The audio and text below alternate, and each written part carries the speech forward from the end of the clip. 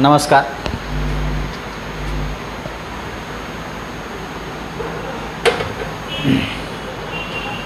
नमस्कार. सर्वप्रथम तुम्हा आम्हाला गुलामीच्या जोखडदंडातून बाहेर काढून सन्मानाने जीवन जगण्याची उमेद देणाऱ्या सर्व महानायक आणि महानायिका यांना विनम्र अभिवादन करतो. मित्रांनो, मी सतीश शिंदे आपणासमोर विषय घेऊन आलेलो आहे. राष्ट्रपिता ज्योतिराव फुले यांचं बहुजनांसाठी योगदान आणि राष्ट्रपिता ज्योतिराव फुले यांचे जे शैक्षणिक विचार आहेत ते आज समाजासाठी कसे उपयुक्त आहेत या विषयावर आज आपण चर्चा करणार आहोत. तर सर्वप्रथम मला आपल्या चॅनलवर या ठिकाणी बोलण्याची संधी दिली म्हणून मी आयोजकांचे विशेष आभार करतो आणि विषयाला सुरुवात करतो. मित्रांनो,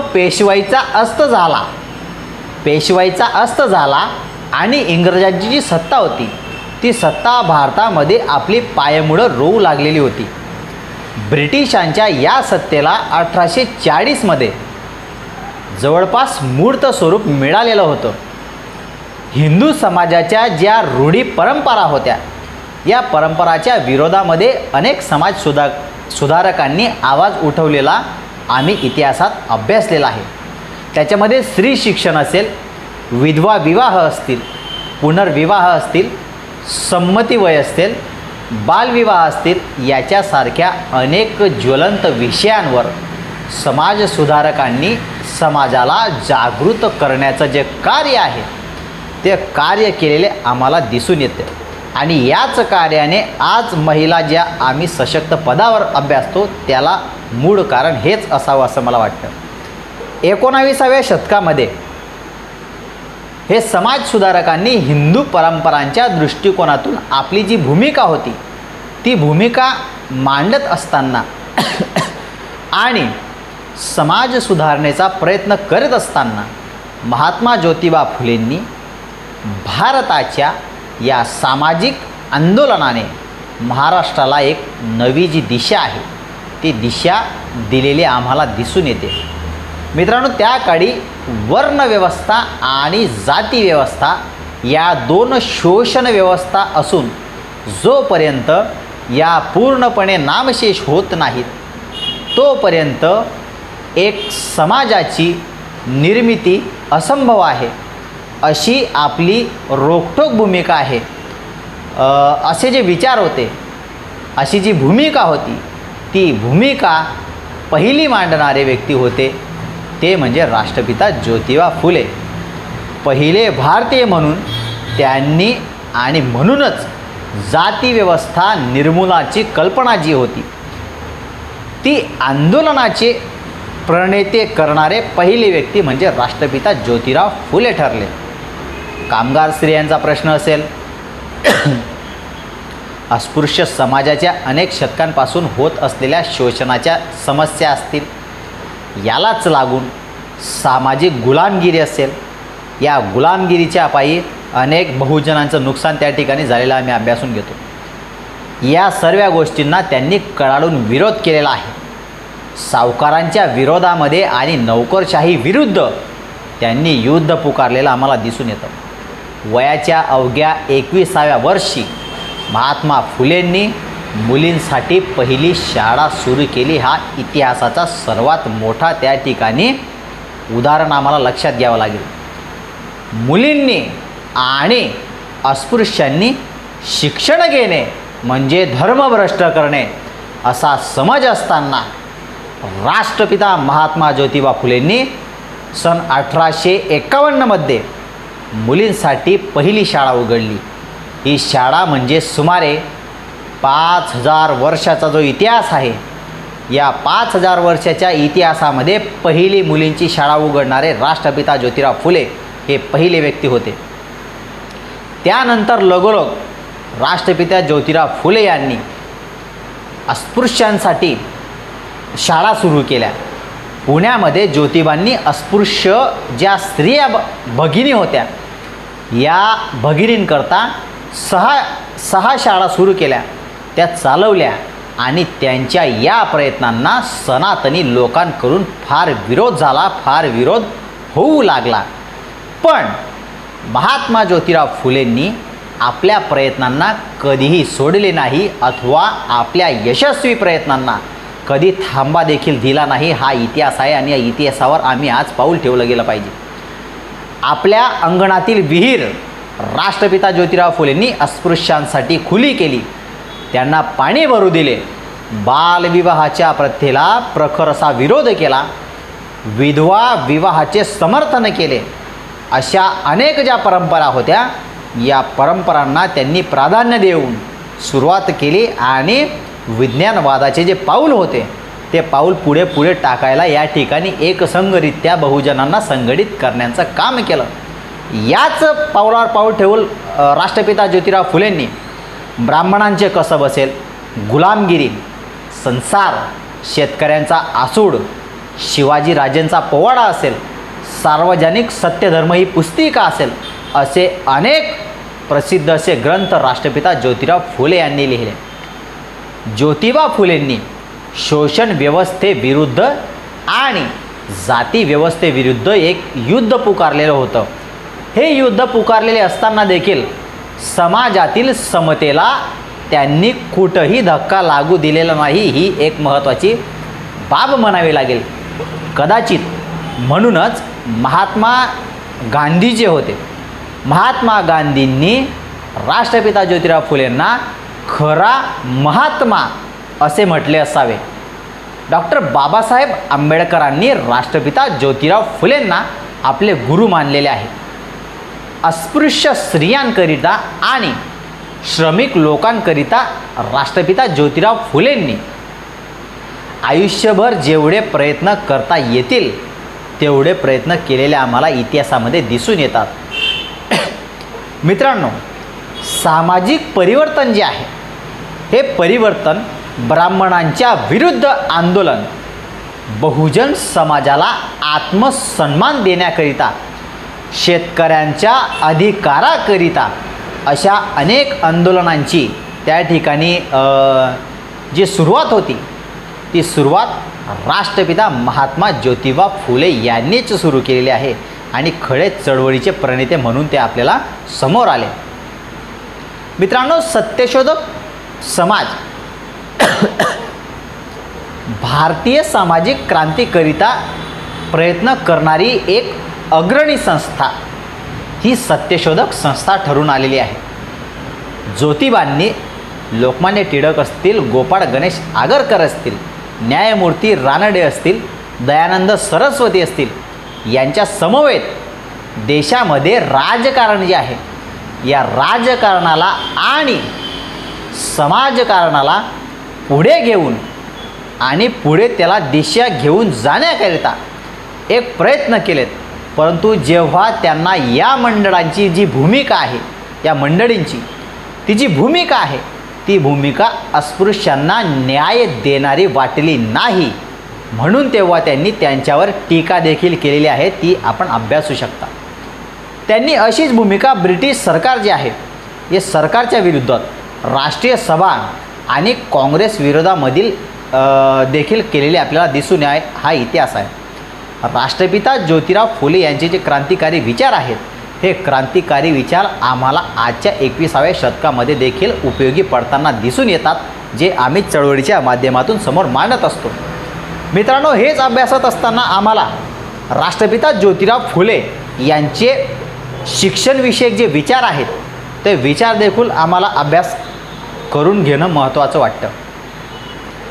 शिक्षण आणि अभ्यासक्रमातून प्रकट होणारा महात्मा फुले आणि शाहू आंबेडकरी जो विचार आहे हा विचार आपल्या शिक्षणातून आणि तसेच त्या अभ्यासक्रमातून महात्मा फुले, राजर्षी शाहू महाराज आणि विश्वरत्न भारतरत्न डॉक्टर बाबासाहेब आंबेडकर यांचे विचार प्रसारित आणि ते पुढे आजतागत येण्यासाठी प्रेरित आपण होत असतो. या थोर महापुरुषांचे सामाजिक, राजकीय आणि सांस्कृतिक स्वरूपातील जे विचार आहेत ते विचार आपल्याला प्रेरित करत असतात, तुम्हा आम्हाला हे प्रोत्साहन देत असतात. हे करत असताना आम्ही आमच्या महापुरुषांचे जे विचार आहेत ते डोक्यावर न घेता डोक्यात घेतले गेले पाहिजेत, याचा देखील विचार केला गेला पाहिजे. 21व्या शतकामध्ये आपला जो विद्यार्थी आहे या विद्यार्थी वर्गाला एक नव्याने वाट देणे आवश्यक आहे, जी वाट आमच्या महापुरुषांनी आम्हाला दिलेली आहे. मित्रांनो, शिक्षण हा जीवनाचा एक आधार आहे. शिक्षणापासून आपण किंवा आपणास वेगळे वेगळे विचार आपण करू शकतो किंवा त्याच्याद्वारे आम्ही आमच्या प्रगतीचे वहिवाट शोधू शकत असतो. प्रत्येक व्यक्ती हा शिक्षण देणारा एक महत्त्वपूर्ण ग्रंथ आहे. केवळ त्याच्याकडून आपण काय घ्यावे हे आपणास कळायला पाहिजे, म्हणून याला आपण शिक्षणाची वहिवाट असं संबोधतो. शिक्षण ही जीवन जगण्याची एक गुरुकिल्ली आहे असं मला वाटतं. जीवन म्हणजे काय? जीवन म्हणजे काय असा मला प्रश्न पडतो. तर जीवन का जगावे, कसे जगावे, जीवनाची सार्थकता जी आहे ती सार्थकता कशामध्ये आहे, जीवन पूर्णपणे कसं करावं, आपण जीवनातून काय घ्यावं आणि इतरांना काय द्यावं, या सर्व प्रश्नांची उत्तरे म्हणजे शिक्षण आहे, जे शिक्षणाची पायमुळे आम्हाला राष्ट्रपिता ज्योतिराव फुले यांनी रोवून दिलेले आहेत. आणि म्हणून आम्ही आमच्या आजच्या समाजाप्रती त्या शिक्षणाचा वापर योग्य केला गेला पाहिजे. म्हणूनच शिक्षणाने सर्व काही होत आहे, त्याकरिता आधी आम्ही शिक्षण घेतलं गेलं पाहिजे. आजच्या काळात आम्ही बघतो ऑनलाईन शाळा कशी शिक्षेल रे बाळा असे विषय त्या ठिकाणी मांडायला समोर येत आहेत. जीवन शिक्षण ही काळाची खरी गरज बनलेली आहे. सर्व थोर जे शिक्षण तज्ज्ञ आहेत, शिक्षण विचार तज्ज्ञ आहेत, समाजसुधारकांनी जीवन शिक्षणाची जी धुरा सांभाळली आहे, ही धुरा आणि सर्वांना जगण्यासाठी जी एक दशा आणि दिशा देण्याची महत्त्वपूर्ण कामगिरी आहे, ती कामगिरी बजावलेली आहे. 21व्या शतकामध्ये मित्रांनो, 21व्या शतकामध्ये शिक्षण घेणारा समुदाय मोठ्या प्रमाणामध्ये वाढलेला आहे, परंतु त्यातून जीवनाच्या विषयक शिक्षण मिळत आहे का, हा आम्हाला इथे प्रश्न पडतो. हा प्रश्न पडल्यानंतर हा प्रश्न अनुत्तरित राहतो. तेव्हा आपल्या शिक्षण तज्ज्ञांचे आजच्या शिक्षणातून व आजच्या अभ्यासक्रमातून प्रकट होणारे जे विचार आहेत ते विचार निश्चितच येणाऱ्या भविष्यकालीन समस्याचे जे निराकरण आहे ते निराकरण आणि उत्तम जीवन जगण्यासाठी दिशादर्शक ठरतील असं मला वाटतं. यामध्ये प्रामुख्याने महात्मा ज्योतिबा फुले असतील, राजर्षी शाहू महाराज असतील, भारतरत्न डॉक्टर बाबासाहेब आंबेडकर असतील, यासारख्या महापुरुषांचे जे विचार आहेत ते विचार आम्हाला मार्गदर्शनपर, प्रोत्साहनपर प्रेरित ठरत असतात. शिक्षण आणि अभ्यासक्रमामध्ये जे विचार आहेत ते विचार याच थोर महापुरुषांचे आहेत. महात्मा ज्योतिबा फुले यांचे शिक्षण आणि अभ्यासक्रमातून प्रकट होणारे जे विचार आहेत ते विचार स्वातंत्र्य, समता, बंधुता, न्याय, स्वातंत्र्य, समता, बंधुभाव ही त्रिसूत्री असेल, याच्यावर नितांत भरोसा आणि विश्वास ठेवणारे, सामाजिक विषमतेच्या विरोधामध्ये आवाज उठवणारे महात्मा फुले हे महापुरुष होते. त्यांना महाराष्ट्राचे मार्टिन ल्यूथर म्हणून ओळखले जाते. राष्ट्रपिता ज्योतिराव फुले हे मानवतावादी विचारांचे होते, आम्ही लक्षात घेतलं गेलं पाहिजे. त्यांनी मॅकॉलेच्या खलित्यामध्ये तो खलिता असेल त्या खलित्याला विरोध केलेला आम्हाला दिसून येतो.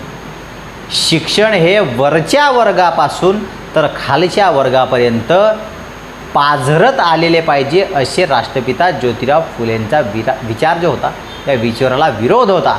कारण इंग्रजांचा भर प्रथम वर्ग जो शिकलेला आहे तो प्रथम वर्ग नंतर खालचा वर्ग शिकावा यावर होता. म्हणजे काय, जो वरचा वर्ग आहे तेच आम्हाला खाली दारिद्र्यात असलेल्या प्रत्येकाला मिळाला पाहिजे, असा राष्ट्रपिता ज्योतिराव फुलेंचा विचार होता.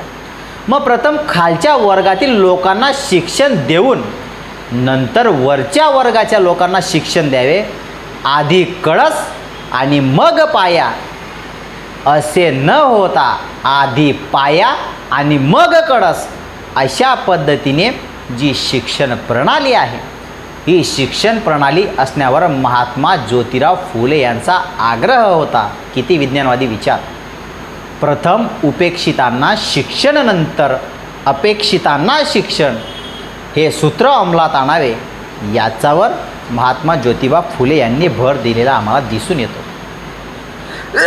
मित्रांनो, महात्मा फुलेंचे शिक्षणविषयक जे विचार आहेत ते आम्हाला आज प्रेरणादायी कसे ठरत असतात त्याची आम्ही थोडक्यात पायरी अभ्यासली केली पाहिजे. याच्यामध्ये राष्ट्रपिता ज्योतिराव फुले यांनी स्त्री शिक्षणाचा पाठपुरावा आम्हाला केलेला दिसून येतो. प्राथमिक शिक्षण हे सक्तीचं व्हावं आणि मोफत व्हावं याच्यासाठी राष्ट्रपिता ज्योतिराव फुले यांनी प्रयत्न केलेले दिसून येतात.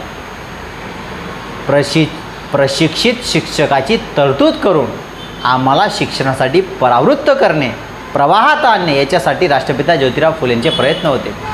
प्राथमिक शिक्षणाकडे लक्ष देणे याच्यासाठी राष्ट्रपिता ज्योतिराव फुले यांचे प्रयत्न होते. ग्रामीण भागातील मुलामुलींचे शिक्षण असेल, राष्ट्र निर्माणासाठी शूद्रांना शिक्षण दिले गेले पाहिजे, त्यांना शिक्षणात प्रवाहात आणले पाहिजे, असे राष्ट्रपिता ज्योतिराव फुले यांचे विचार होते. मित्रांनो, शिक्षण प्रणालीमध्ये आमूलाग्र जो बदल आहे, हा विचार राष्ट्रपिता ज्योतिराव फुलेंच्या बुद्धीमध्ये आला आणि तो आम्हाला पाहायला मिळाला. त्रिभाषा सूत्राचा अवलंब असेल, शिष्यवृत्ती असतील, वसतिगृहाची सुविधा असेल, शिक्षणविषयक ज्ञान आणि जे विचार असतील ते विचार स्त्री शिक्षणाला पाठपुरावा करणारे ठरू शकतात, असा राष्ट्रपिता ज्योतिराव फुले यांचा दावा होता. मित्रांनो, पूर्वीच्या काळामध्ये या परिस्थितीमध्ये स्त्रियांनी शिक्षण घेणे म्हणजे अधर्म करणे आहे. त्यामुळे स्त्रियांसाठी शिक्षणाची दारे ही कायम स्वरूपामध्ये उघडली गेली पाहिजेत. म्हणून महात्मा फुलेंनी स्त्री शिक्षण मोहीम सर्वप्रथम त्यांच्या हातामध्ये घेतली आणि शिक्षण हे सर्वप्रथम स्त्री म्हणून जगण्यासाठी दिलं गेलं पाहिजे. स्त्रियांना खरा धर्म त्यांना शिक्षण देणे आहे, असा महात्मा फुलेंचा विज्ञानवादी विचार होता.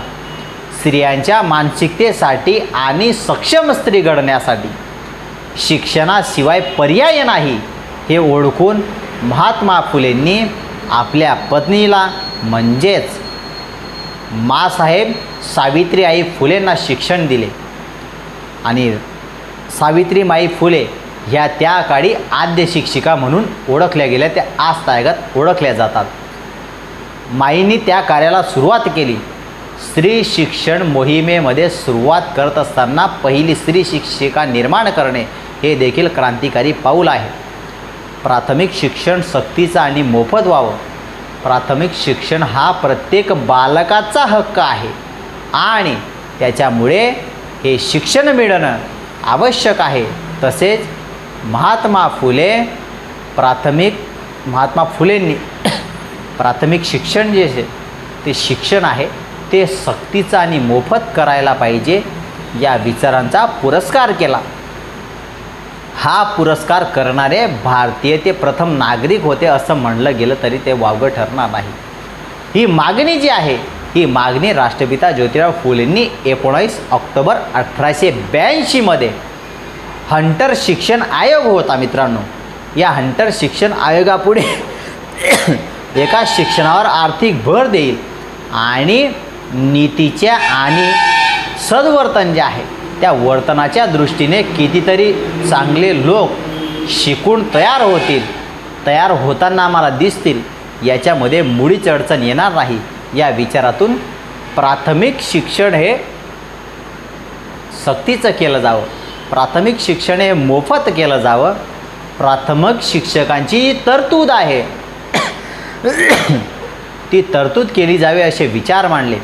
मित्रांनो, याच वेळेस राष्ट्रपिता ज्योतिराव फुलेंनी प्राथमिक शिक्षणामध्ये मोफत सक्तीचे केल्यामध्ये विद्यार्थ्यांच्या संख्येमध्ये आणि त्याच्या प्रमाणामध्ये मोठी वाढ होईल ही शक्यता होती आणि ही शक्यता त्या ठिकाणी वर्तवली. त्याच्याकरिता दर्जेदार शिक्षण, आणि हे दर्जेदार शिक्षण मग आम्हाला कसं मिळेल, तर ते प्रशिक्षित शिक्षकांद्वारे मिळेल. म्हणून या ठिकाणी जर आम्हाला प्रशिक्षित विद्यार्थी घडवायचे असेल तर त्या ठिकाणी प्रशिक्षित शिक्षक देखील आवश्यक आहेत. त्याकरिता आवाज उठवणारे महात्मा फुले हे एकमेव व्यक्ती होते. मित्रांनो, प्राथमिक शिक्षण हा जीवनाचा पाया आहे. आमचा जर पाया रचला गेला नाही तर कळस देखील त्या ठिकाणी काही उपयोगाचा नाही. म्हणून त्याच्यामुळे या स्तरावर शिक्षण उत्तम दर्जाचे असावे यावर महात्मा फुलेंनी अधिक भर केलेला आम्हाला दिसून येतो. मित्रांनो, प्राथमिक शिक्षणाकडे लक्ष देणे सरकारी नोकऱ्यांमध्ये सर्व जे वरिष्ठ वर्गाची त्या ठिकाणी मक्तेदारी होती. आज जे आम्ही म्हणतो ना आरक्षण, तर त्या काळी ठराविक वरिष्ठ वर्गाची मक्तेदारी म्हणजे ग्रासून घेतलेलं आणि हिसकवलेलं आरक्षण होतं. असं दिसून आल्यावर शिक्षण हे खालच्या वर्गातील तळागाळाच्या लोकांना मिळालं गेलं पाहिजे. यासाठी महात्मा फुलेंनी प्राथमिक शिक्षणाच्या ज्या खालच्या वर्गासाठीचे अधिकार असतील त्या देण्यावर अधिक भर दिला, म्हणजे जेणेकरून अस्पृश्य त्या काळचे यांना शिक्षण मिळावं. उच्च शिक्षणाकडे ग्रामीण जनतेच्या प्राथमिक शिक्षणाकडे जास्त लक्ष देणं त्याकडे आवश्यक होतं आणि म्हणून महात्मा फुले या ठिकाणी विज्ञानवादी पुरस्कार करताना आम्हाला दिसून येतात. मित्रांनो, प्राथमिक शिक्षणातून उद्याची भावी पिढी घडत असते आणि ही पिढी जर आज त्यांना शिक्षण मिळालं नाही तर घडू शकत नाही. म्हणून आजचे जे प्राथमिक शिक्षण आहे हे शिक्षण मोफत करायला पाहिजे असा क्रांतिकारी विचार त्या काळी राष्ट्रपिता ज्योतिराव फुले यांनी मांडला. मग महात्मा फुले यांचे जे विचार होते ते आपल्या देशामध्ये आजची परिस्थिती लक्षात घेता कमी शिकलेले अध्यापक आणि कमी शिकलेले किंवा अनुभव असलेले जे शिक्षक आहेत ते प्राथमिक स्तरावर अध्यापन करताना दिसू नयेत आणि अधिक अनुभवी तज्ज्ञ अध्यापक प्राथमिक किंवा माध्यमिक उच्च माध्यमिक असतील या वरच्या वर्गास अर्थात उच्च स्तराचे अध्यापन करतात. तेव्हा वेळोवेळी प्राथमिक जे शिक्षण आहे हे प्राथमिक शिक्षण दर्जेदार होत असतं आणि दर्जेदार होत असताना ते गुणवत्तापूर्ण देखील होणं ही गरज आहे, ही काळाची गरज बनत चाललेली आहे. त्या दृष्टिकोनातून जो विचार आहे हा विचार महात्मा फुलेंनी व्यक्त केलेला आम्हाला दिसून येतो. मित्रांनो, ग्रामीण भागामध्ये आम्हाला आजची परिस्थिती सर्वांना जाणीवपूर्वक माहीत आहे. आम्ही ती जाणीवाने अभ्यासून घेत असतो. शिक्षण हे बहुजन समाज आणि ग्रामीण भागामध्ये राहत असलेल्या त्यांच्या शिक्षणाची महात्मा फुले यांना अधिक काळजी त्या ठिकाणी वाटत होती. 2 मार्च 1818 मध्ये महात्मा फुले असं म्हणाले होते की आपली बहुतांश जी जनता आहे ही जनता खेड्यामध्ये निवास करते. तेव्हा शासनाने ग्रामीण लोकांच्या शिक्षणाकडे विशेष लक्ष देणे किंवा लक्ष पुरवणे हे अत्यंत गरजेचं आहे. राष्ट्र निर्माणासाठी शूद्रांना शिक्षण आपल्या देशामध्ये जो बहुजन समाज आहे तो अजाण आहे, अडाणी आहे आणि या अडाणी समाजाला प्रवाहात आणणे अत्यंत आवश्यक आहे. त्यांच्या उद्धारासाठी असेल शिक्षण हा एकमेव उपाय आहे. शूद्रांना शिक्षण देऊन सुशिक्षित केल्याशिवाय राष्ट्र बनू शकत नाही. ज्या देशामध्ये सामाजिक आर्थिक गुलामी असते तिथे राष्ट्रवाद निर्माण होऊ शकत नाही. म्हणून आम्ही जो आज राज्यामध्ये देशामध्ये वाद बघतो ना, तो वाद शिक्षणाची जी दारे आहेत ही दारे सर्वांसाठी खुली झाली पाहिजेत यावर अधिक भर राष्ट्रपिता ज्योतिराव फुलेंनी त्या काळात दिलेला आम्हाला दिसून येतो. मित्रांनो, शिक्षण प्रणालीमध्ये आमूलाग्र बदल जो आहे हा आमूलाग्र बदल तेव्हापासून राष्ट्रपिता ज्योतिराव फुले यांच्या मते आजची शिक्षण जी पद्धती आहे ही शिक्षण पद्धती बहुजन समाजाला शिक्षणापासून वंचित करणारी होती, लक्षात घ्या. कारण त्यावेळी वर्णवर्चस्ववादी लोकांची सत्ता असल्याने तथाकथितांनी सत्तेवर विराजमान होऊन शिक्षणापासून वंचित ठेवले होते. म्हणून शिक्षण प्रणालीमध्ये ही शिक्षण प्रणाली बदलली पाहिजे याच्यावर त्या काळी अधिक भर दिला गेला. केवळ कारकून वर्ग तयार करणाऱ्यांनी या वर्गाची निर्मिती करून शिक्षणातून त्यांची निर्मिती होऊ नये, तर मानवी जीवन जगण्यासाठी सक्षम बनवणारे किंवा उद्योगी आम्ही म्हणू उद्योगी बनवणारे जीवनाच्या उपयोगात येणारे शिक्षण म्हणजे जीवनोपयोगी शिक्षण असं शिक्षण देण्यात यावं असा विचार त्या ठिकाणी रोवला गेला. मित्रांनो, याच वेळेस हा विचार करत असताना त्रिभाषा सूत्राचा अवलंब केला गेला. 1964 ते 66चा जो कोठारी आयोग आहे या कोठारी आयोगामध्ये त्रिभाषा सूत्रामध्ये जरी आजच्या कालावधीमध्ये मान्यता दिली असली तरी याच्या अगोदर म्हणजे जवळपास 77 वर्षांच्या पूर्वी महात्मा फुलेंनी त्रिभाषा सूत्राचा अवलंब केलेला आहे. एवढा दूरदृष्टिकोन महात्मा ज्योतिबा फुलेंच्या विचारामध्ये होता. शिष्यवृत्ती आणि वसतिगृह जे असतील या वसतिगृहांची आणि शिष्यवृत्तीची सुविधा जनसामान्यांमध्ये जे गोरगरीब असतील त्या गोरगरिबांमध्ये शिक्षणाचा योग्य प्रचार व्हावा. खेड्यापाड्यामध्ये आमची जनता आज एकेकाळी भुकी आहे हो. या भुकेल्या जनतेला शिक्षणाचे महत्त्व पटवून घेता यावे यासाठी वसतिगृहाची जी निर्मिती आहे ती व्यवस्था करण्याची कल्पना महात्मा ज्योतिराव फुले यांनी मांडलेली आम्हाला दिसून येते.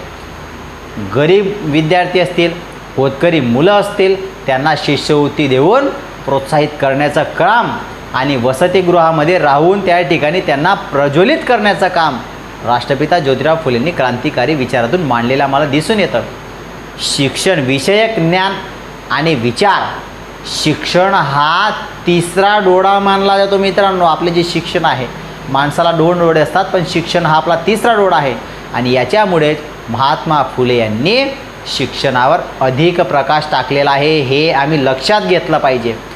आणि शिक्षण ही कोणत्याही एका व्यक्तीची मक्तेदारी न बनता सर्वांना शिक्षण मिळायला पाहिजे. या अर्थाने शिक्षणाचा प्रसार होऊन ज्ञान आणि विचारांची वृद्धी होऊन याच्यासाठी महात्मा फुलेंचं जे योगदान आहे ते योगदान आम्हाला उपयोगी पडताना दिसून आलेलं आहे. म्हणून महात्मा ज्योतिबा फुलेंनी याच विचाराला अनुसरून सत्यशोधक समाजाची स्थापना करून स्त्रियांसाठी तसेच मागासलेल्या अनाथांच्या शिक्षणासाठी सुविधा उपलब्ध केलेल्या आम्हाला दिसून येतात. तसंच बालवसतिगृह असतील म्हणजे लहान मुलांकरता देखील बालवसतिगृहांची सोय केली. अशा प्रकारे महात्मा फुले यांनी समाज परिवर्तनाचे जे कार्य आहे ते कार्य करत असताना स्वतःच्या घरादाराचा विचार न करता काम केलं. म्हणून आज आपला समाज आहे हा समाज मान देखील सर्व त्या ठिकाणी शिक्षण घेत आहे.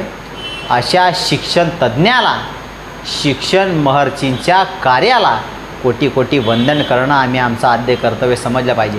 मित्रांनो, आज देखील आम्ही ज्या वेळेस आमच्या ग्रामीण भागात आणि शहरी भागातील पालक या ठिकाणी ॲडमिशनला जात असताना मला दिसतात तर शिक्षणाच्या 2 वहिवाट किंवा 2 प्रतिमा कशा आहेत त्या तुम्हाला एका उदाहरणाच्या दरेखाल. मित्रांनो, ज्या वेळेस जून जुलैमध्ये आम्ही ॲडमिशनची प्रक्रिया म्हणजे प्रवेशाची प्रक्रिया करत असताना दिसून येतो त्यावेळेस ग्रामीण भागाचे जे पालक असतात त्यांच्या जून जुलैमध्ये पीक पेरणीचा कार्यक्रम सुरू असतो. म्हणजेच उदरनिर्वाहासाठीचा कार्यक्रम सुरू असतो आणि या कार्यक्रमाद्वारे आम्ही आमच्या बाकीच्या गोष्टी करत असतो आणि त्याच्याद्वारे आम्ही आमच्या शिक्षणांकडे लक्ष देताना दिसून येत नाहीत. म्हणून उर्वरित ज्या गोष्टी असतील त्याच्यामध्ये शिक्षणाप्रती उदासीन पालक जो आहे तो पालक आम्हाला या ठिकाणी अनभिज्ञ असताना दिसून येतो. याच वेळेस शहरी भागातील जे पालक असतील ते शहरी भागातील पालक त्यांच्या विद्यार्थ्यांना क्लासेस असतील लावून ॲडमिशनची प्रक्रिया करताना दिसून येत असतात. म्हणून बऱ्याच गोष्टी या ठिकाणी आम्हाला या माध्यमातून मिळत असतात आणि समजून येत असतात. मग आपल्या शिक्षणातून आणि अभ्यासक्रमातून महात्मा फुले, राजर्षी शाहू महाराज, डॉक्टर बाबासाहेब आंबेडकर असे महापुरुष असतील यांनी काय सांगितलेलं आहे की प्राथमिक शिक्षण ही एक फॅक्टरी आहे ज्याच्यातून वेगवेगळे विचारांचे लोक आम्हाला प्रसारित मिळत असतात आणि म्हणून आम्ही आमच्या योग्य पद्धतीने या गोष्टी केल्या गेल्या पाहिजेत असं म्हणतात ते की शिक्षणावर आम्ही भर दिला गेला पाहिजे.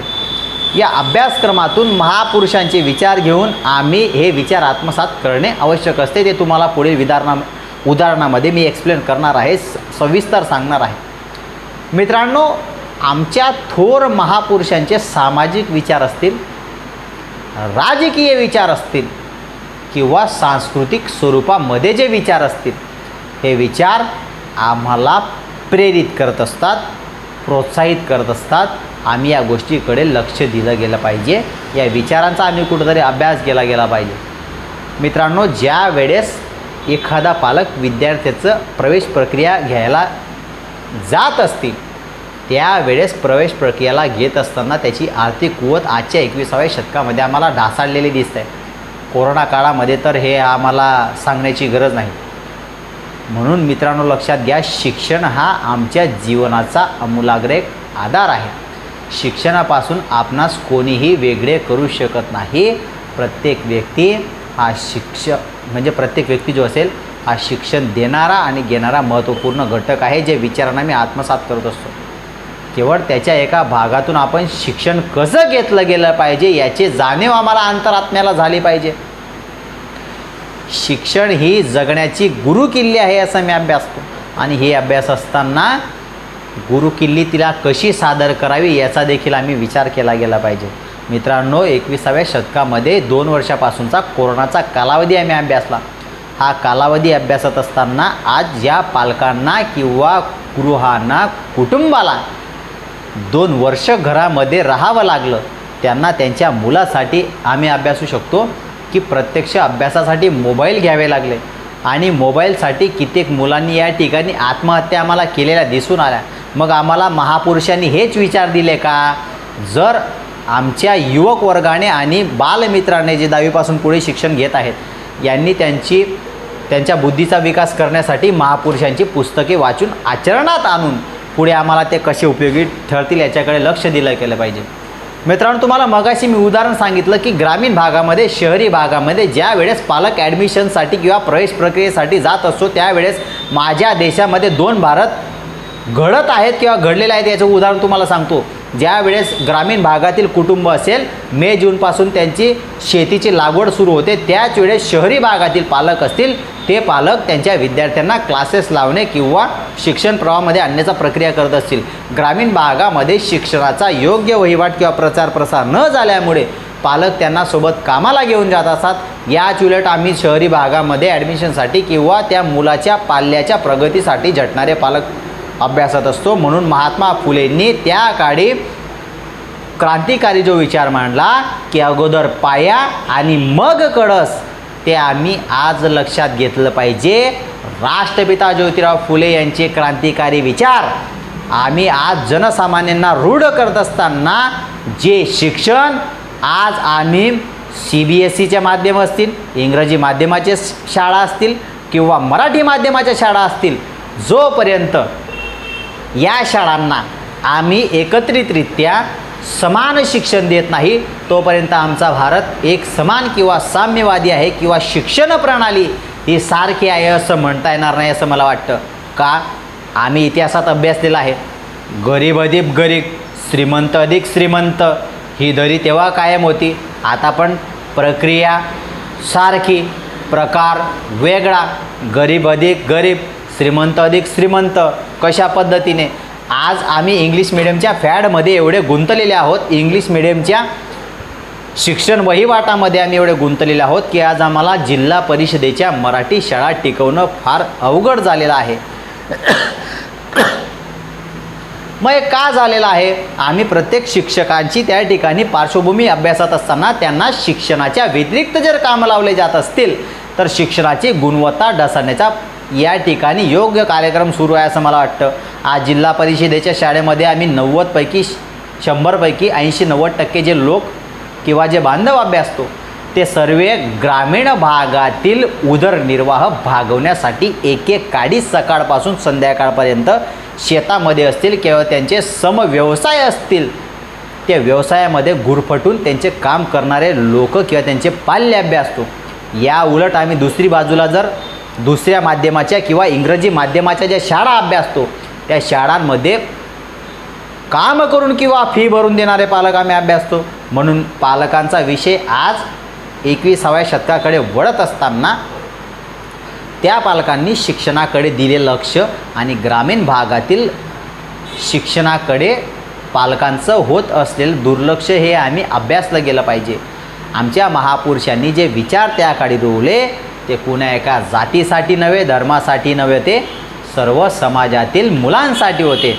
मित्रांनो, तुम्हाला माहीत असेल की सावित्रीमाई फुले यांना ज्यावेळेस राष्ट्रपिता ज्योतिराव फुले यांनी शिक्षण दिलं त्यावेळेसच फतिमाबी शेख या मुस्लिम समाजाच्या महिलांना शिक्षण देऊन त्या ठिकाणी दुसरी शिक्षिका निर्माण करण्याचं काम राष्ट्रपिता ज्योतिराव फुले यांनी आम्हाला केलेलं दिसून येतं।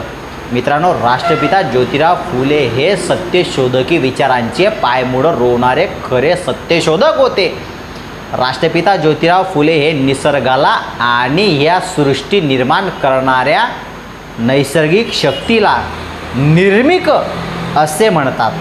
निर्मिकांची पायमुळं रोवत असताना, विज्ञानवादाकडे असताना त्यांनी जुन्या रूढी परंपरांवर आघात केलेला आम्हाला दिसून येतो। शेतकऱ्यांचे असूड असेल, गुलामगिरी असेल, या ग्रंथातून जागृतीचं कार्य राष्ट्रपिता ज्योतिराव फुलेंनी आम्हाला केलेलं दिसून येत असतं। या गोष्टीकडे आम्ही लक्ष घेतलं गेलं पाहिजे। मित्रांनो, ज्यावेळेस राष्ट्रपिता ज्योतिराव फुले स्त्रियांच्या शिक्षणाविषयक विचार मांडतात, आमची जी आज महिला भगिनी आहे ती कुणा एका बाबा बुवाचे उपास ठेवण्यापेक्षा आम्ही आमच्या राष्ट्रपिता ज्योतिराव फुलेंनी आमच्यासाठी काय केलेलं आहे या केलेल्या सर्व गोष्टींवर आम्ही विचार करणं खूप महत्त्वाचं आहे असं मला वाटतं। ज्या महापुरुषांनी आमच्यासाठी शिक्षणाची कवाडे खुली केली त्यांचा इतिहासही आम्हाला आज तत्सम म्हणजे ठराविक महिला भगिनींना माहीत नसणे ही मला शोकांतिकेची बाब वाटते। म्हणून आम्ही हे महापुरुष अभ्यासले पाहिजेत आणि प्रत्येक महापुरुष अभ्यासले पाहिजेत। मी म्हणणार नाही की इतर महापुरुषांचाही अभ्यास आपण करू नका, तर निश्चित आम्ही केला गेला पाहिजे। कारण ही ज्ञानाची ज्योत आम्हाला ज्या ज्या महापुरुषांनी या ठिकाणी सन्मानाने जीवन जगण्यासाठी तेवत ठेवली त्यांचे विचार प्रसारित आणि प्रचलित करण्यासाठी आम्ही अहोरात्र झटले पाहिजे असं मला वाटतं। मित्रांनो, आम्ही शिक्षणाचा अभ्यास करत होतो। हेच अभ्यास करत असताना ज्यावेळेस आम्ही वेगळ्या वेगळ्या गुणवत्तेचा अभ्यास करतो, एक साधंसं उदाहरण सांगेल। मित्रांनो, एक वेळेस काय झालं, अंक असतात, अंक नंबर्स, ते अंक एकमेकांमध्ये भांडण करत होते। 9 हा अंक होता। 9 हा अंक म्हणायचा की मी 8पेक्षा मोठा आहे, तो 8 या अंकाच्या कानशिलात लागावतो। ज्या वेळेस तो 8 या अंकाच्या कानशिलात लागावतो त्यावेळेस 8ही म्हणतो की मी 7पेक्षा मोठा आहे, तो 7 या अंकाच्या कानात लागावतो।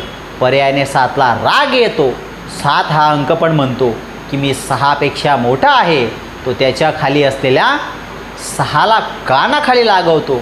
आणि असं करत करत ही जी प्रक्रिया आहे ही प्रक्रिया 1 या अंकापर्यंत येते आणि तो जो अंक 2 असतो तो सुद्धा 1 या अंकाला कानशिलात लागावतो। आता गोष्ट अशी असते की ही पद्धती चालत चालत 1 या अंकापर्यंत आलेली आहे। मग तो जो 1 असेल तो 1 त्याच्या खाली असलेल्या शून्याला बघतो, परंतु तो जो 1 असेल तो 1 त्या शून्याला न मारता त्याच्या बाजूला बसवतो आणि त्याची जी ताकद आहे ती 10 पटींनी वाढवतो। म्हणून आमच्या समाजामध्ये आज आमच्या म्हणजे बहुजन सर्व संकलित सर्व लोक आपल्या समाजामध्ये आज जे काही मी तुझ्यापेक्षा मोठा चालू आहे या प्रत्येकाला सामावून एकाने जशी त्याची पट ही 10 पटीने त्याची ताकद वाढवली, तसं आम्ही सर्व समाज बांधवांनी एकत्र येऊन या ठिकाणी शांततेचं आवाहन करत गावामध्ये, शहरामध्ये, तालुक्यामध्ये, जिल्ह्यामध्ये, राज्यामध्ये आणि पर्यायानेच देशामध्ये शांतता कशी प्रस्थापित होईल आम्ही एक संगनमताने विचारांचा सन्मान करत असत एकमेकांचा आदर निर्माण कसा करू शकत असतो हे आम्ही अभ्यासलं गेलं पाहिजे. तोपर्यंत आमचं शिक्षण काही कामाचं आहे असं मला वाटत नाही. जोपर्यंत आमचं शिक्षण आम्हाला प्रेरणादायी आणि प्रोत्साहित करत नाही तोपर्यंत आपलं जे शिक्षण आहे ते शिक्षण आपणास उपयोगी ठरणार नाही असं मला वाटतं. मित्रांनो, आम्ही जर आमच्या महापुरुषांची पार्श्वभूमी अभ्यासली, आमच्या महापुरुषांच्या विचारांचे भूतकाळ अभ्यासले तर आम्हाला असं लक्षात येतं. मित्रांनो बघा, छत्रपती शिवरायांना राष्ट्रपिता ज्योतिराव फुले गुरु मानायचे, राष्ट्रपिता ज्योतिराव फुलेंना डॉक्टर बाबासाहेब आंबेडकर गुरु मानायचे, डॉक्टर बाबासाहेब आंबेडकरांना लोकशाहीर अण्णाभाऊ साठे गुरु मानायचे.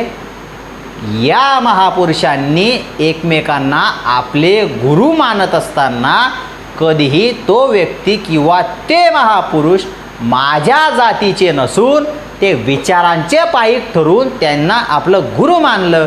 जर मग आमचे आदर्श एकमेकांना त्यांच्या विचारांच्या आधारावर गुरु मानत असतील आणि आम्ही आमच्या महापुरुषांचे विचार डोक्यावर घेऊन जर नाचत असू तर एकमेकांना गुरु मानणाऱ्या आमच्या महापुरुषांच्या विचारांना आम्ही कुठंतरी तडा देत आहोत असं मला वाटतं.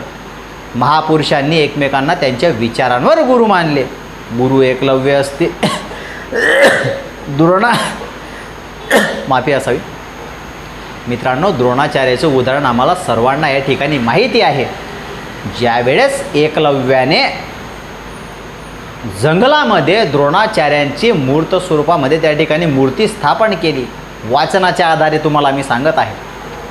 तर ज्या वेळेस एकलव्य त्या ठिकाणी त्या मूर्तीला किंवा चिखलाने बनवलेल्या एखाद्या दगडाची जी मूर्ती असते त्या मूर्तीला द्रोणाचार्यांच्या स्वरूप देऊन त्या ठिकाणी त्या मूर्तीला गुरु मानून धनुर्विद्येचे ज्ञान ग्रहण करत आहेत. आणि धनुर्विद्येचं ज्ञान ग्रहण करत असताना गुरु शिष्य एकलव्य ज्या वेळेस वीर असे धनुर्धारी होतात आणि पर्यायाने एके दिवशी ज्या वेळेस द्रोणाचार्य त्या ठिकाणी कुठं त्या राजाच्या मुलांना प्रशिक्षण देत असताना तपाला बसलेलं असताना त्या ठिकाणी काही काळानंतर कुत्रे भुंकण्याचे आवाज त्या ठिकाणी येत असतात. थोड्या वेळाने जे भुंकणारं कुत्र आहे ते कुत्रं इकडं तिकडं सैरावैरा पडून त्याच्या मुखामध्ये 7 ते 8 प्रकारचे बाण जे आहेत ते बाण मारलेले त्या ठिकाणी त्यांना दिसून येतात. ज्यावेळेस द्रोणाचार्य संतापतात की मुक्या जीवाच्या मुखामध्ये कोणत्या क्रूर व्यक्तीने बाण मारले, त्यावेळेस ते त्या कुत्र्याच्या जवळ जातात आणि जवळ जाऊन प्रत्येक बाण काढतात. त्यावेळेस त्यांच्या असं लक्षात येतं की त्या मुक्या प्राण्याला कोणत्याही प्रकारची इजा झालेली नव्हती. त्यावेळेस असं म्हणतात की माझ्यासारख्या या धनुर्धारी शिकवणाऱ्या गुरुच्या राज्यामध्ये असा कोण शिष्य निर्माण झाला की त्याने कुत्र्याचा आवाजही बंद केला आणि त्याला इजाही होऊ दिले नाही. पर्यायाने ते जंगलामध्ये जातात आणि गेले असताना त्यांना असं अभ्यासलं जातं की त्या ठिकाणी जे त्या ठिकाणी त्यांचे गुरु होते, माफी असावी, ज्या ठिकाणी गुरु होते त्या गुरूंचा पुतळा त्या ठिकाणी एकलव्यांनी बसवलेला होता.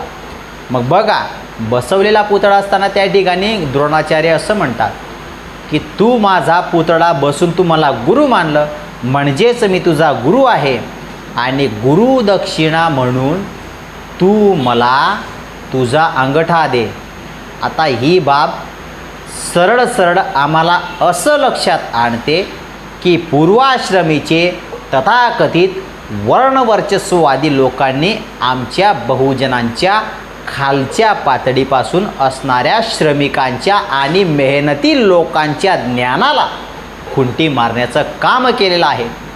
कोणत्या गुरुला आपल्या शिष्यावर अभिमान होत नाही, प्रत्येक गुरुला आपल्या शिष्यावर अभिमान होत असतो. परंतु ज्या वेळेस ज्या हाताने एखादा धनुर्धार त्याचा धनुष्यबाण पकडत असेल आणि जो गुरु त्याचा अंगठा गुरुदक्षिणा म्हणून मागत असेल तर आम्ही नक्कीच विज्ञानवादी विचार केला गेला पाहिजे की आमच्या ज्ञानाला त्या ठिकाणी कुठंतरी खुंटी मारण्याचं काम त्या ठिकाणी केलं गेलं.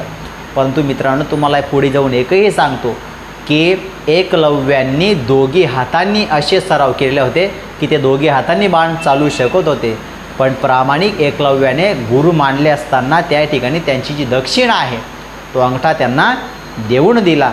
म्हणून महात्मा फुलेंचे विचार आत्मसात करताना आपण म्हणाल की एकलव्यांचं उदाहरण का दिलं, तर ते याच्यासाठीच दिलं की महात्मा फुलेंनी इतिहासाला अभ्यासून जो त्या ठिकाणी ज्ञान रोखण्याचा प्रयत्न झालेला आहे, त्याच ज्ञान रोखण्याच्या प्रयत्नावर राष्ट्रपिता ज्योतिराव फुले यांनी घाव घालण्याचा प्रयत्न केला आहे. म्हणून आपणास मी गुरु एकलव्यांचं उदाहरण दिलं. राष्ट्रपिता ज्योतिराव फुलेंचे खरे क्रांतिकारी विचार जर आम्हाला आत्मसात झालेच नसते तर माझ्यासारखा पामर आणि तुमच्यासारखे श्रोते बंधू या ठिकाणी अस्तित्वातच नसते असं मला वाटतं. धन्य ते राष्ट्रपिता ज्योतिराव फुले ज्यांनी पुण्यामध्ये पहिली मुलींची शाळा उघडली, तुम्हा आम्हाला सर्वांना शिक्षित केलं. आणि शिक्षण म्हणजे काय असतं ते शिक्षण आम्हाला मिळालं. मित्रांनो, मी त्याच्या पुढे जाऊन हे म्हणेल की राष्ट्रपिता ज्योतिराव फुले जर जन्माला आलेच नसते तर आम्हाला डॉक्टर बाबासाहेब आंबेडकरांसाठी महान विश्वाचे म्हणजे आपण त्याला म्हणतो विश्वाचे सर्वोत्कृष्ट विद्यार्थी आणि भारताचे सर्वात देशामध्ये एवढी मोठी घटना लिहिणारे प्रगल्भ प्रचंड हुशार विद्यार्थी जन्माला निर्माण झालेच नसते असं मला वाटतं.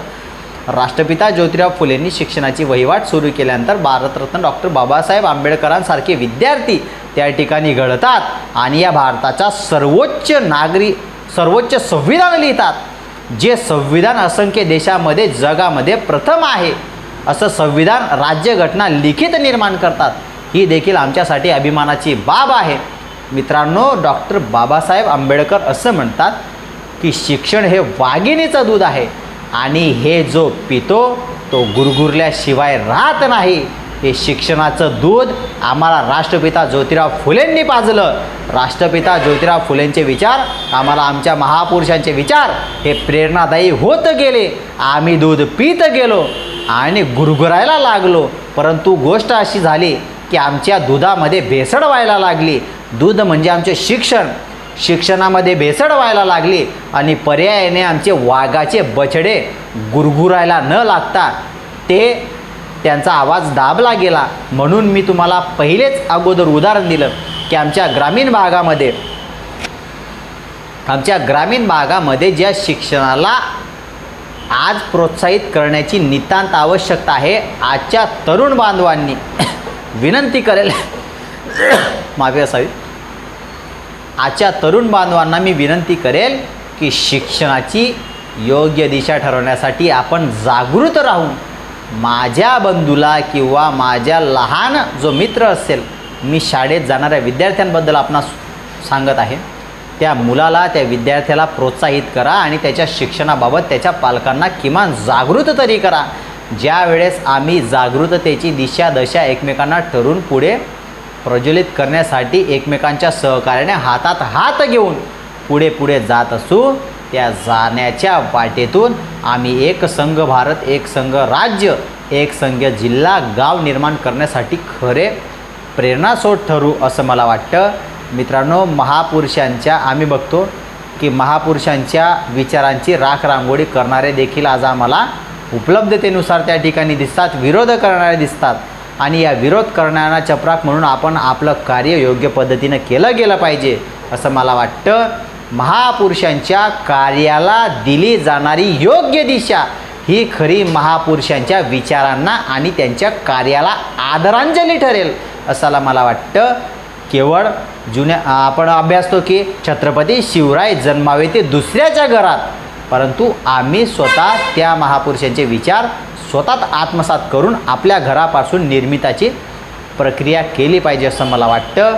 म्हणून तुम्हीही प्रेरित व्हा, आम्हालाही प्रेरित करा आणि या उद्देशाने राष्ट्रपिता ज्योतिराव फुलेंचे विचार कसे सर्वसामान्य जनतेपर्यंत पोहोचत असताना कोणत्या महापुरुषांपासून आमच्यापर्यंत पोहोचत आले हा देखील संदर्भ देणं मला महत्त्वाचं वाटलं.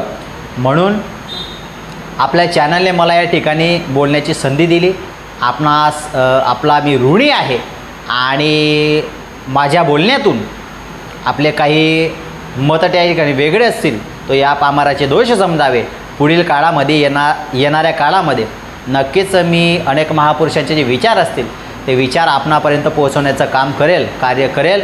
आशा आहे आपण नक्कीच या माध्यमातून येणाऱ्या काळामध्ये आमचे जे गावामध्ये शिक्षण प्रवाहात येणारे लहान मुलं असतील त्यांना प्रोत्साहित कराल, प्रज्वलित कराल. तरुण मित्र असतील त्यांना व्यसनापासून दूर खेचाल आणि योग्य प्रवाहात आणाल. म्हणून आपणास मी शुभेच्छा देतो. आणि आपण सर्वजण या महापुरुषांच्या विचारांचे खरे पाईक होऊया. तोपर्यंत स्वतःची काळजी घ्या.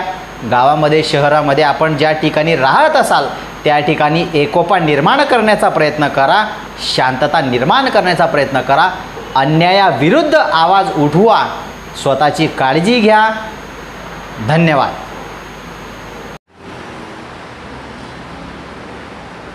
मित्रांनो, जाता जाता एकच सांगेल, राष्ट्रपिता ज्योतिराव फुले यांच्या समाज घडणीच्या आणि समाज सुधारणेच्या चळवळीमध्ये सर्व महापुरुषांचा आणि जनतेचा साथ लाभत असताना सर्वात महत्त्वाचा जो साथ होता तो म्हणजे सावित्रीमाई फुलेंचा साथ. भारताच्या पहिल्या महिला शिक्षिकेचा साथ.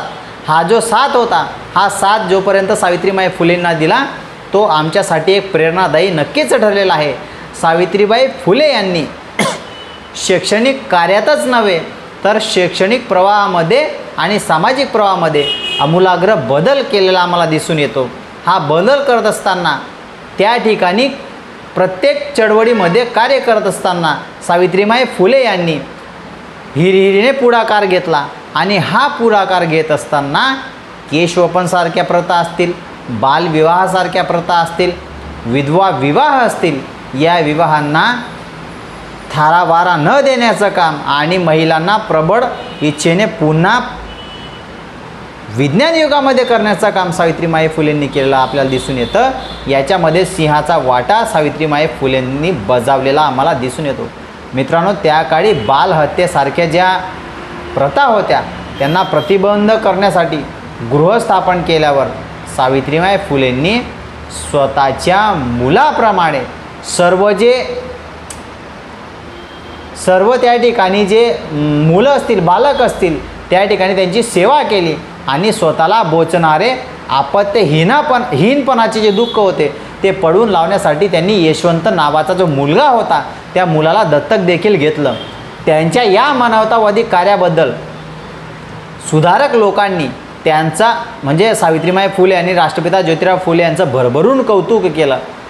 सामाजिक क्रांतीची अग्रदूत लोकमाता सावित्रीमाई फुले यांच्या सामाजिक कार्याचा आढावा घेतल्यास त्या प्रगल्भशाली कवयित्री, प्रभावशाली शिक्षिका, निस्वार्थी आणि धडाडीच्या समाजसेविका, स्त्री पुरुष समानतेच्या प्रणेत्या होत्या असं आम्हाला जाणवतं. तसेच स्त्री किंवा स्त्रियांची जी प्रतिष्ठा आहे ती प्रतिष्ठा वाढवणाऱ्या लोकनेत्या होत्या असं म्हटलं तर वावगं ठरणार नाही. महात्मा फुलेंची विचारांची ज्योत ठेवणाऱ्या पणती मवाल्यांसाठी कर्दनकाढ होत्या. त्या कणखर होत्या. या अर्थाने त्यांच्या काळाची पावले ओळखणाऱ्या दूरदृष्टी, खंबीर, कर्तबगार लोकमाता होत्या. मित्रांनो, 3 जानेवारी 1831 रोजी सातारा जिल्ह्यामध्ये खंडगाळ तालुक्यामध्ये नायगावला सावित्रीमाई फुले यांचा जन्म झालेला होता. तो काळ म्हणजे 19वे जे शतक होते. हे शतक पेशव्यांच्या काळामध्ये स्त्री आणि शूद्र यांना पशुपेक्षाही करुण आणि दारुण वागणूक देणारा काळ होता. स्त्री म्हणजे नरकद्वार, स्त्री म्हणजे स्त्रियांना महाभयंकर काळामध्ये कुणीतरी समाजाला दिशा देणारा आणि मायेची ऊब देणारा, योग्य वाटेने चालते करणारा जन्माला यावा लागतो. म्हणून त्याचाच भाग म्हणून सावित्रीमाई फुलेंनी जन्म घेतला. त्या जन्मता सौदामिनीप्रमाणे तेजस्वी आणि सुंदर कन्या होत्या. चरित्र नायिका, युगस्त्री, क्रांती ज्योती सावित्रीमाई होत्या असं म्हटलं तरी आम्हाला या ठिकाणी ऊर्जा निर्माण झाल्याशिवाय राहणार नाही. सावित्रीबाई फुले या बालपणापासून धीट आणि तल्लख बुद्धीच्या होत्या. धैर्यवान होत्या, शौर्यवान होत्या, न्यायवान होत्या, नीतिवान होत्या. आदी लोकोत्तर गुण सावित्रीच्या स्वभावामध्ये लहानपणापासून झळकू लागलेले होते. 7 वर्षाची कन्या स्वरूप बांधेसूद होती. त्या काळी 7 वर्ष म्हणजे स्त्रीचे लग्नाचे वय समजले जायचे.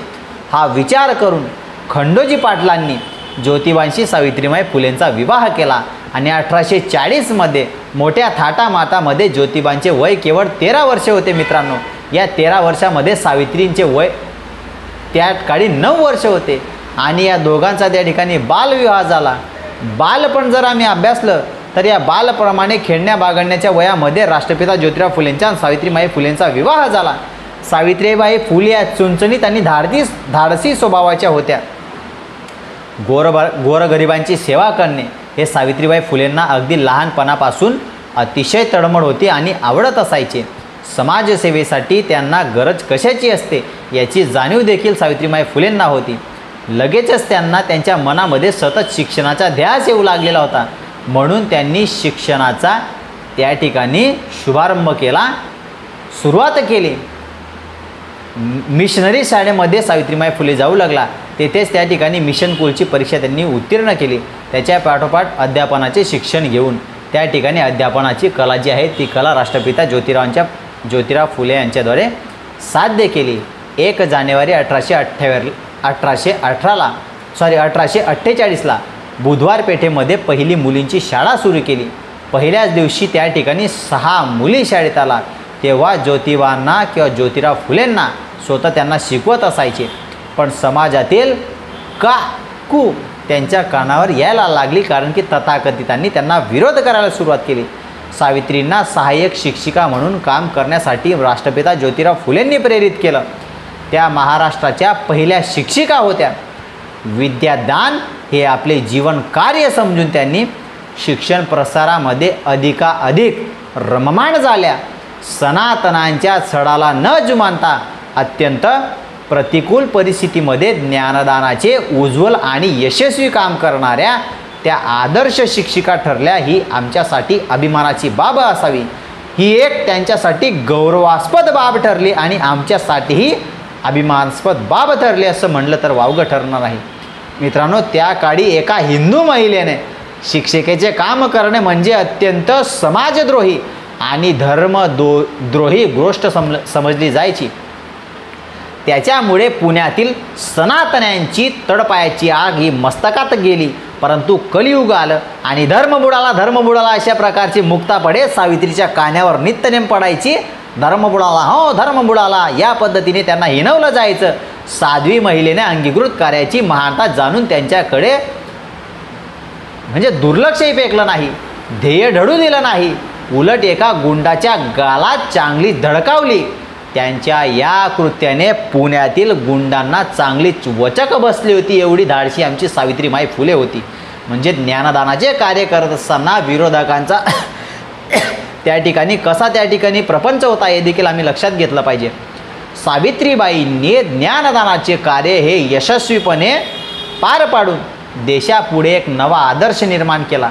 त्याच्यामुळे त्यांचे ज्ञानदानातील अविश्रांत परिश्रम लक्षात घेऊन मेजर कँडी होते आणि रे रिवन इत्यादी त्या तत्कालीन इंग्रज अधिकारी जे होते, या इंग्रज अधिकाऱ्यांनी सावित्रीबाईंच्या शिक्षण प्रसाराच्या कार्यामुळे ज्योतिराव फुले आणि सावित्रीबाई फुले यांच्या कार्याची नोंद घेतली आणि 16 नोव्हेंबर 1852 रोजी दोघी पती पत्नींचा सत्कार त्या ठिकाणी केला.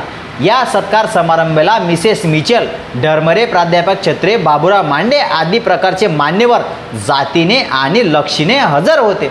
सावित्रीबाई फुले यांचं शैक्षणिक जे कार्य आहे ते कार्यामध्ये आमूलाग्र बदल न करता इतरही कार्यात मोठ्या हिरिरीने पुढाकार घेतला.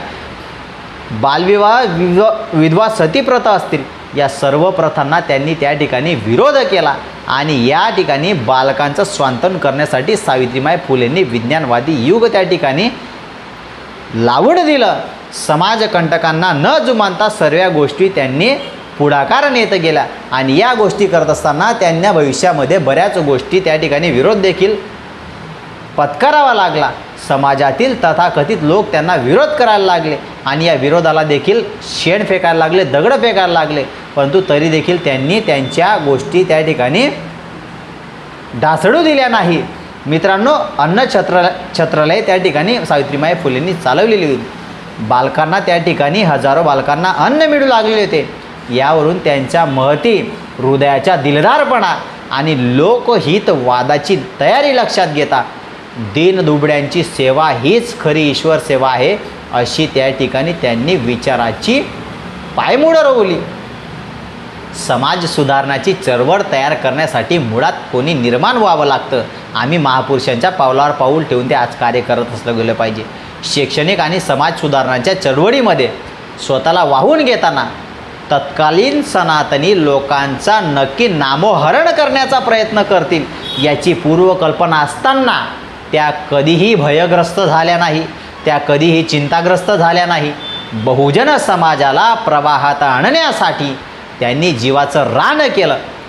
त्यांची शैक्षणिक आणि सामाजिक जी चळवळ आहे ही चळवळ थांबवण्यासाठी अनेक कुटील डाव त्या ठिकाणी रचले गेले, परंतु सावित्रीबाई फुलेंनी कोणालाही दाद दिली नाही. शैक्षणिक आणि सामाजिक कार्याबरोबर त्यांनी शैक्षणिक साहित्य क्षेत्रातही भरीव कामगिरी केल्याचे सर्वज्ञात आहे. त्या लेखिका होत्या, प्रतिभावंत कवयित्री होत्या. बरेच वाङ्मय आजही प्रकाशित राहिले असण्याची आणि त्या काळी ओघात गहाड झाल्याची शक्यता आपल्याला नाकारता येत नाही. पण त्यांच्या साहित्यामुळे वाचकांच्या जीवन कार्यावर अधिक भर पडेल यातही शंका नाही.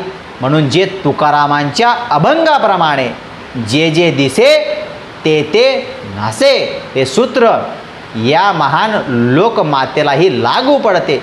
अशी थोर माय माऊली गोरगरबांची सावली 10 मार्च 1897 रोजी आपल्यातून या जगाचा निरोप घेऊन निघून गेली.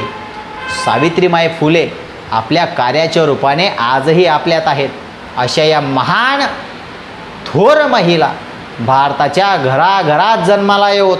या सावित्रीबाईंची विचारज्योत जी आहे ही विचारज्योत चंद्रसूर्य असेपर्यंत ठेवू हीच अपेक्षा या निमित्ताने आपणासमोर बाळगतो. आणि राष्ट्रपिता ज्योतिराव फुले, सावित्रीमाई फुले आणि तमाम महापुरुषांच्या विचाराला जे कार्य अपेक्षित आहे ते कार्य आपण नक्की पुढे नेऊया आणि या महापुरुषांना महामानवांना आदरांजली अर्पण करूया. बोलून थांबतो. धन्यवाद.